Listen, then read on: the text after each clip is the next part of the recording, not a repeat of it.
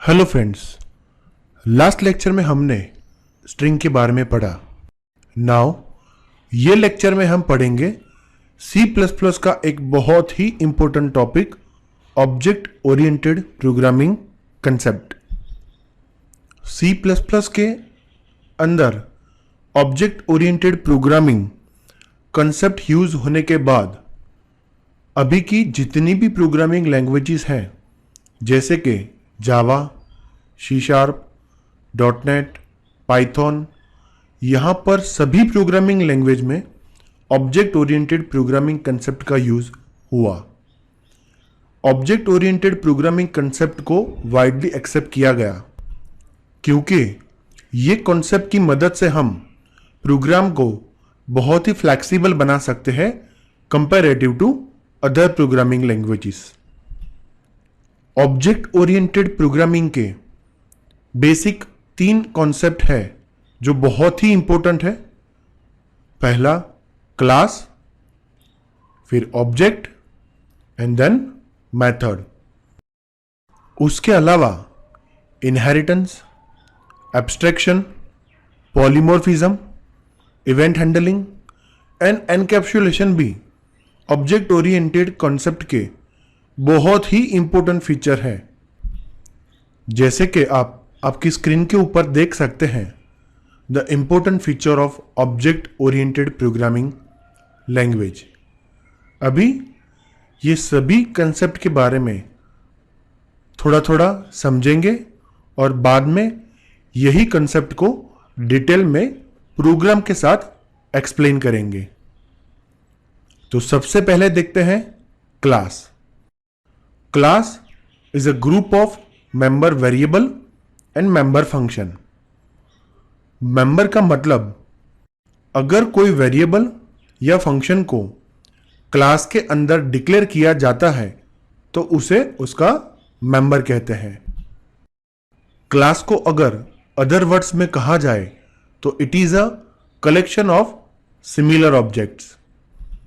जब हम कोई क्लास क्रिएट करते हैं तो वो क्लास सिर्फ एक टेम्पलेट या डिज़ाइन की तरह काम करता है। वो वहाँ पर कोई भी मेमोरी ऑक्यूपाई नहीं करता है जब तक कि हम उस क्लास का कोई ऑब्जेक्ट ना बना लें, क्योंकि एक बार क्लास को डिक्लेयर करने के बाद हर जगह क्लास को रिप्रेजेंट ऑब्जेक्ट ही करता है। तो अब देखते हैं object. Object is an instance of class, यानी कि एक बार क्लास क्रिएट कर दिया, फिर जहां कहीं भी क्लास के मेंबर को एक्सेस करना है तो हम ऑब्जेक्ट की मदद से कर सकते हैं। यहां पर आप ऑब्जेक्ट को क्लास की डेटा टाइप भी कह सकते हैं। तो देखते हैं उसका एक प्रैक्टिकल एग्जाम्पल। जैसे कि स्क्रीन के ऊपर आप एक प्रोग्राम देख सकते हैं। सबसे पहले प्रोग्राम में हमें एक क्लास डिक्लेयर करना है। क्लास एक कीवर्ड है। यहां पर आप क्लास का नाम कुछ भी दे सकते हो, लेकिन वो कोई कीवर्ड नहीं होना चाहिए। इसके अलावा बाय डिफॉल्ट क्लास के मेंबर्स प्राइवेट रहेंगे। तो अगर हम यहां पर कुछ भी डायरेक्टली वेरिएबल डिक्लेयर करते हैं, जैसे कि रोल नंबर एंड नेम, हमने यहां पर कुछ भी प्राइवेट या पब्लिक कीवर्ड नहीं दिया है, तो बाय डिफॉल्ट ये roll number and name private बन जाते हैं। मैं जनरली ऐसा प्रिफर करता हूं कि जो वेरिएबल्स हैं वो हम प्राइवेट में रखें और उसके ऊपर काम करने वाले फंक्शन हम पब्लिक में रखें, ताकि पब्लिक मेंबर को हम क्लास के बाहर एक्सेस कर सके। अभी इस प्रोग्राम में हम रोल नंबर एंड नेम को पहले एक फंक्शन की मदद से गेट करेंगे और फिर एक दूसरे फंक्शन की मदद से उसे प्रिंट कराएंगे। यहां पर क्लास के अंदर मैं फंक्शन बनाता हूं तो उसे 2 तरह से डिफाइन किया जा सकता है, एक क्लास के अंदर और एक क्लास के बाहर। सबसे पहले रोल नंबर एंड नेम को गेट करने के लिए मैं एक गेट डेटा फंक्शन बनाता हूं जिसे मैं क्लास के अंदर ही डिक्लेयर एंड डिफाइन करता हूं। यहां पर हम लिखेंगे enter roll number, C in roll number, और उसी तरह से एंटर नेम और C in name. Get data function class के अंदर ही डिक्लेयर एंड डिफाइन हुआ, इसलिए इसे कहते हैं इम्प्लिसिट डिक्लेरेशन। उसके अलावा जो दूसरा टाइप है जिसे हम कहते हैं एक्सप्लिसिट डिक्लेरेशन, हम यहां पर पुट डेटा फंक्शन को डिक्लेयर क्लास के अंदर करेंगे और क्लास की डेफिनेशन खत्म करेंगे।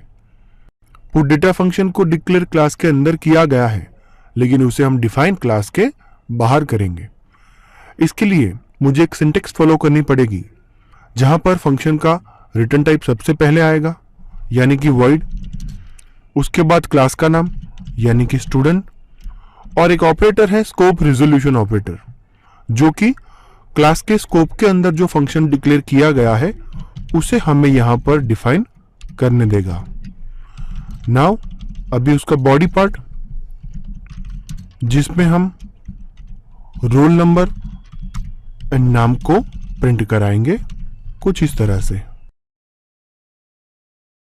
फिर पर्टिकुलर इस फंक्शन को बॉडी कंप्लीट करेंगे। नाउ मेन फंक्शन तो आएगा ही आएगा हमारे पास। यहां पर हम सबसे पहले क्लास का ऑब्जेक्ट बनाएंगे, क्योंकि क्लास एक बार बनने के बाद इसके अंदर जितने भी पब्लिक मेंबर्स हैं उसको एक्सेस करने के लिए हमें ऑब्जेक्ट की जरूरत पड़ेगी। हम डायरेक्टली क्लास मेंबर को कहीं पर भी एक्सेस नहीं कर सकते हैं, इसलिए मैं सबसे पहले स्टूडेंट क्लास का ऑब्जेक्ट बनाता हूं एस, और उसी ऑब्जेक्ट की मदद से मैं बारी बारी gate data and put data function को कॉल करता हूं। गेट ch करके मेन फंक्शन को खत्म करते हैं, और इस प्रोग्राम का अगर आउटपुट देखें तो सबसे पहले हम रोल नंबर लिखेंगे, नाम लिखेंगे, तो आपके सामने वो डिस्प्ले हो जाएगा। इस तरह से आप क्लास एंड ऑब्जेक्ट के कंसेप्ट को इंप्लीमेंट कर सकते हैं। अगर क्लास को एक जनरल एग्जाम्पल की तरह देखने जाए तो हमारा घर, हम उसको अगर क्लास गिनते हैं तो उस घर में रहने वाले हर मेंबर एक ऑब्जेक्ट है, और वो ऑब्जेक्ट क्लास की अलग अलग प्रॉपर्टी को एक्सेस करते हैं। उसके बाद उसका नेक्स्ट कंसेप्ट देखते हैं एनकैप्सुलेशन। एनकैप्सुलेशन का मतलब होता है डेटा एंड फंक्शन को अगर एक जगह बंडल्ड यानी कि इकट्ठा किया जाए तो वो होता है एनकैप्सुलेशन।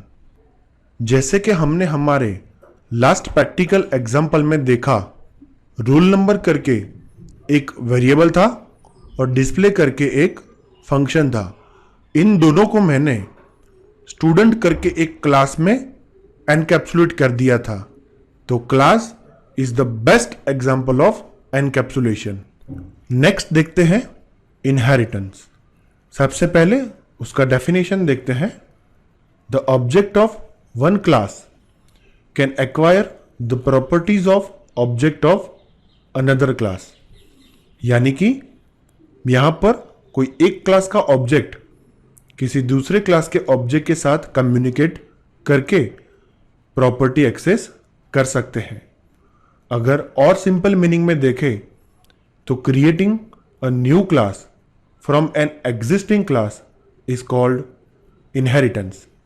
यानी कि एक ऑलरेडी जो क्लास बना हुआ है उसकी मदद से अगर हम कोई दूसरा क्लास बनाते हैं तो उसे इनहेरिटेंस कहते हैं। जो ऑलरेडी बना हुआ क्लास था उसे बेस क्लास कहते हैं, और जो नया क्लास बना उसे डिराइव क्लास कहते हैं। रियल लाइफ सिनेरियो में जैसे पेरेंट चाइल्ड का रिलेशनशिप होता है, इसी तरह से यहां पर भी क्लास का रिलेशनशिप होता है। जैसे चाइल्ड अपने पेरेंट की प्रॉपर्टी को एक्सेस कर सकता है, सेम उसी तरह से यहां पर कोई डिराइव क्लास अपने बेस क्लास की प्रॉपर्टी को एक्सेस कर सकता है। इनहेरिटेंस में काफी सारे टाइप्स है जो हम आगे के चैप्टर में डिटेल में पढ़ेंगे। इनहेरिटेंस का सबसे बड़ा फायदा है रीयूजेबिलिटी, यानी कि एक ही बार क्लास और उसकी प्रॉपर्टी को क्रिएट करने के बाद आप नंबर ऑफ टाइम्स उसको एक्सेस कर सकते हैं using the object of derive class. इसके अलावा ऑब्जेक्ट ओरिएंटेड प्रोग्रामिंग के जो और कंसेप्ट हैं जैसे कि पॉलीमॉर्फिज्म, डेटा हाइडिंग, वो सब हम आगे के लेक्चर्स में डिटेल में पढ़ेंगे। तो इस लेक्चर में हमने ऑब्जेक्ट ओरिएंटेड प्रोग्रामिंग के कंसेप्ट के बारे में समझा। नाउ नेक्स्ट लेक्चर में हम देखेंगे क्लास में डिक्लेयर किए जाने वाले मेंबर फंक्शन के बारे में।